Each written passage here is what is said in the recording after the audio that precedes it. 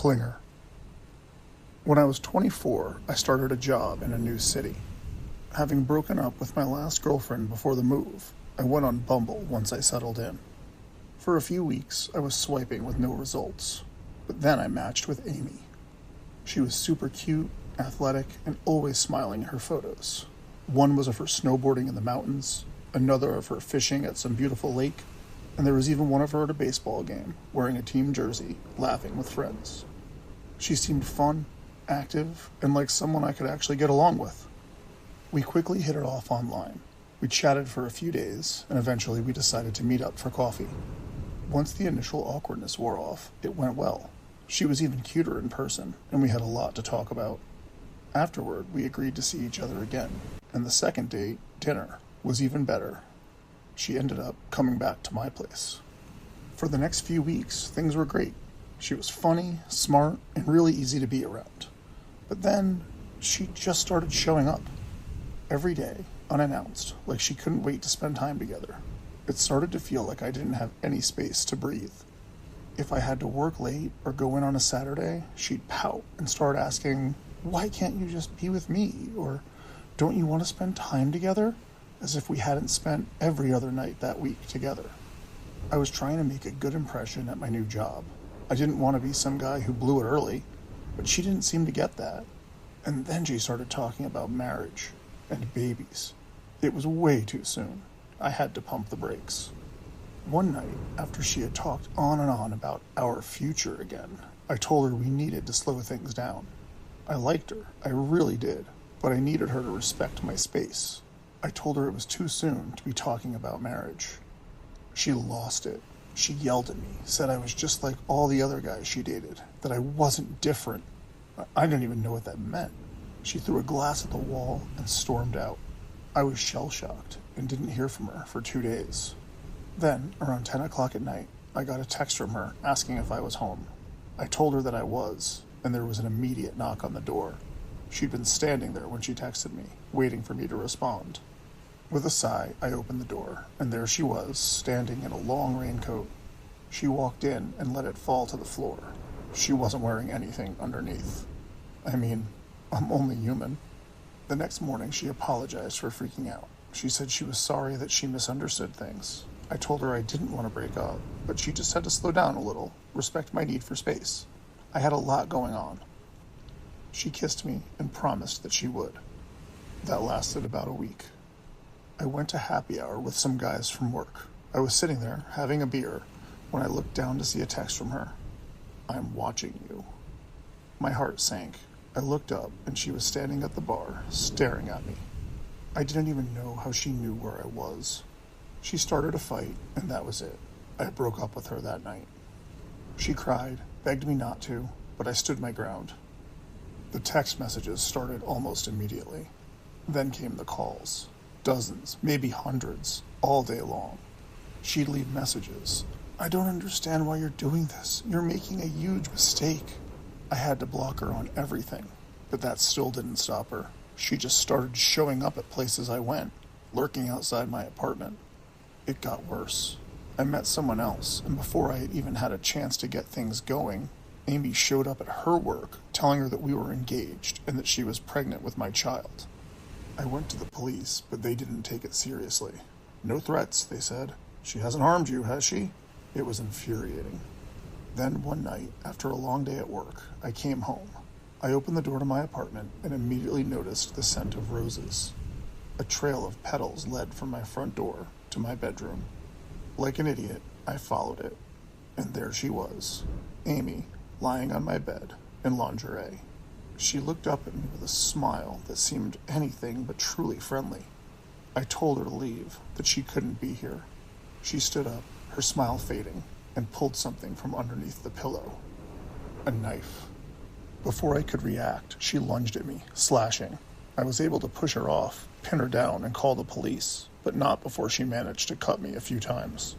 When the cops arrived, she tried to claim that I forced myself on her, that I had hurt her, but my doorbell camera saved the day. The footage showed her breaking in, knife in hand. I got a restraining order, but honestly, I never felt safe again. I moved a few months later. I don't know where she is now, but I haven't seen her since. I dread the day that I do. See you soon. I'm a 27-year-old woman.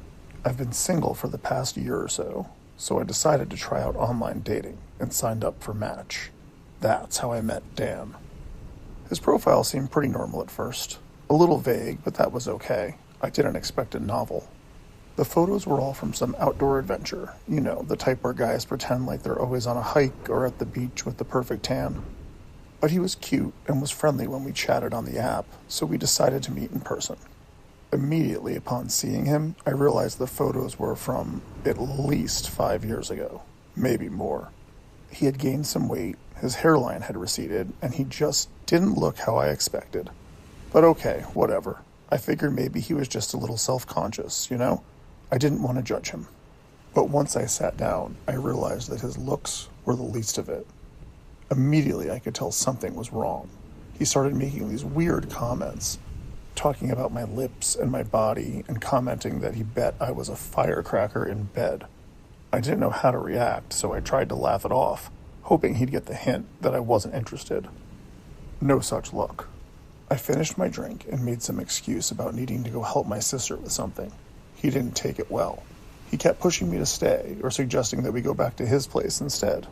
I firmly told him no, and though he wasn't happy about it, he finally dropped it and we walked outside. I really didn't want him to see my car, but what was I supposed to do? So against my better judgment, I let him walk me to my car. Big mistake. Just as I was about to close the door, he pushed against the side of my car, trapping me inside and not letting me close the door. He leaned in way too close, like he was going to kiss me, and I pushed him away, my hands on his chest. I expected him to explode with anger, but he didn't. He just looked at me, smirked, and said, "See you soon." I felt physically sick, like I was going to puke. I drove home as quickly as I could, locked all the doors, and took a hot shower just to wash the feeling of him off of me. That night, around 2 a.m., I woke up to some noises outside. It sounded like movement in my backyard. My heart started racing, and I got up to check. I live in a duplex, and the family on the other side has young kids, and they're never up that late, so I knew it wasn't them. I flipped on the backlight and saw someone, just a blur, flicker in the shadows. I didn't get a good look, but I definitely saw something. Then I saw, sitting on my back steps, a bouquet of flowers. I instantly knew it was Dan. But how did he know where I lived? I hadn't told him my address. Did he follow me? I couldn't be sure. I called a friend who said I should call the cops, but I didn't want to go that far yet. I knew in my bones that it was Dan, but I couldn't prove it. So I unmatched him on the app and hoped it would stop. Of course, it didn't. A few days later, I got home from work to find a gift bag hanging from my doorknob. Inside, a bottle of Grey Goose vodka, the exact brand I drank on our date. That was enough for me, and I finally called the cops. They said they'd check him out, but since I had no actual proof it was him, I didn't know how far they could go. I was terrified and didn't even feel safe in my own home anymore, so I spent the night at my friend Angela's place. We had ice cream and watched rom-coms. It was like a high school slumber party. I finally felt safe. But around 2 a.m., I woke up to an odd chill in the guest room. I glanced up, and the window was open. I definitely didn't open it, but I wasn't sure it was closed when I fell asleep. I tried to convince myself I was just being paranoid. I closed the window and decided to give Angela's house a once-over. I checked every room, the kitchen, the closet, even behind the shower curtain. There was no one there. Feeling silly, I went back to the guest room and shut the door behind me. As soon as it clicked shut, I felt it, hands grabbing me from behind, covering my mouth. I struggled, terrified. My heart was pounding, and I fought like hell, but whoever was behind me was strong. I didn't see his face, but I knew it was Dan. I bit down hard on his hand, and he yanked it away, giving me just enough room to scream, "Angela! Angela! He's here!" In the chaos, I spun around to see him. As I suspected, it was Dan. His eyes were cold, lifeless, and that same smirk was plastered on his face. He leaned in close and grabbed me around my throat. "I told you I'd be seeing you soon," he sneered. Then Angela burst into the room. She was on him immediately, hitting him, pulling him off me. I grabbed the lamp off the side table and smashed it across his head, anything to get him away. Finally, he broke free, pushing past us and running to the door. Angela was on the phone with the police immediately. This time, we had proof. They tracked him down and arrested him. It turns out that when he leaned into my car that night, he had placed a magnetic air tag on my roof. That's how he tracked me to my house and then to Angela's. They also found photos of me on his phone. At my office, at the gym, at the store. He'd been stalking me ever since that first date. They're charging him with breaking and entering, assault, and stalking, but Angela and I still don't feel safe. We're both looking to move, and we're hoping he ends up behind bars for a long time. I don't know what would have happened if I hadn't gone to Angela's that night. All I know is that the moment he said "see you soon," I should have realized he wasn't just some creep from a dating app. He was a threat. Too good to be true. So it all started with Tinder. I matched with this girl named Shayna, and she was perfect. Blonde hair, blue eyes, and a killer body. She seriously looked like a model. So much so that I was suspicious. I'd seen plenty of profiles that looked too good to be true, and I had a feeling she was either catfishing me or it was some kind of scam. But after a couple of days of chatting, she seemed real enough.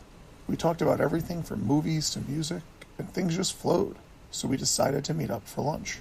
When she showed up at the restaurant, my jaw dropped.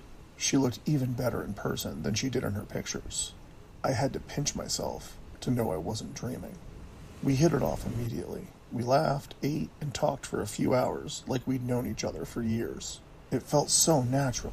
After lunch, she said she'd love to see me again, and I was on cloud 9. A few days later, we met up for drinks after work. Things were going great, and before I knew it, she invited me back to her place. She said her parents were out of town and she was house sitting for them. She said her dad had a great bar, so she made us drinks, and we sat down on the couch to watch a scary movie. I was feeling good, just a slight buzz. She snuggled up to me, and it was perfect. But as the movie went on, I started feeling off. My vision started to get blurry, and my head felt heavier than usual. At first I thought maybe I was just tired, but it felt weird, almost like I was fading in and out. "Are you okay?" she asked, her voice sounding a little distant. "I don't feel well," I slurred, trying to speak but barely getting the words out. My body felt heavy, and I could barely keep my eyes open. I barely registered her pulling out her phone. "It's me," she said. "We're all set." I remember trying to ask who she called, but I couldn't. My words were jumbled, and my body felt like it was made of lead.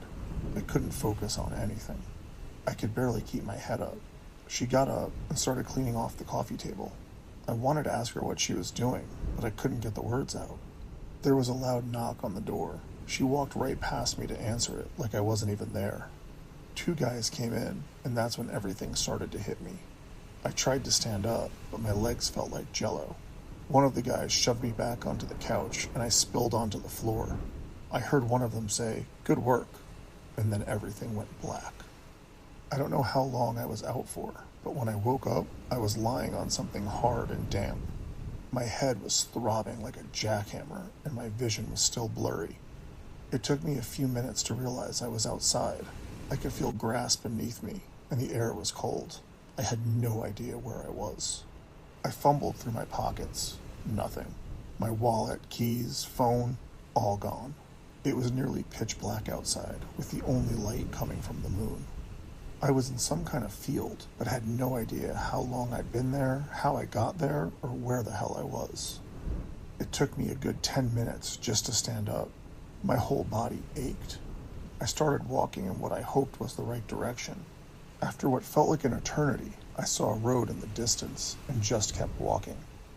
I finally reached the road and tried to flag down a car. The first few passed without even slowing down, but the third pulled over to the side of the road, alerted by me frantically waving my arms. The driver, a middle-aged guy, got out, looking at me with shock on his face. "What happened to you?" he asked. "I don't know," I said. "I think I was drugged." He stared at me for several seconds, like he wasn't sure if he should believe me. Then finally he nodded. "Get in, I'll take you to the hospital." I thanked him, climbing into the car. I glanced at myself in the rearview mirror. My face was covered in blood, and there were bruises all over me. I almost didn't recognize myself. No wonder my head felt like it was going to explode. He drove me to the hospital. When we got there, they ran a bunch of tests on me and cleaned me up. The police were called. It turned out Shayna had drugged my drink, and when the two guys showed up, they robbed me, beat the hell out of me, and dumped me into a field a half an hour away. They tried to withdraw money from my accounts, but they couldn't get anything at the ATM. They did, however, go on a shopping spree at Walmart, using my cards to rack up a few $1,000s in charges. I spent the next few days on calls with the bank and my credit card companies, filing disputes and closing everything out. A day later, my car was found 50 miles away, abandoned at a gas station. I was eventually able to help the police find the house that Shayna took me to, but it wasn't her parents' house. It belonged to some family that had no idea who she was and had been on vacation at the time. I directed the cops to Shayna's profile, but by the time they got to it, she'd already deleted it. She probably already had a new profile set up in another town, ready to pounce on the next unsuspecting guy. So I guess my instincts were right after all. She was too good to be true. Thanks for listening, friends. If you enjoyed these allegedly true dating app horror stories, please like the video and subscribe to the channel. We'll see you next time with more whispers from the pines.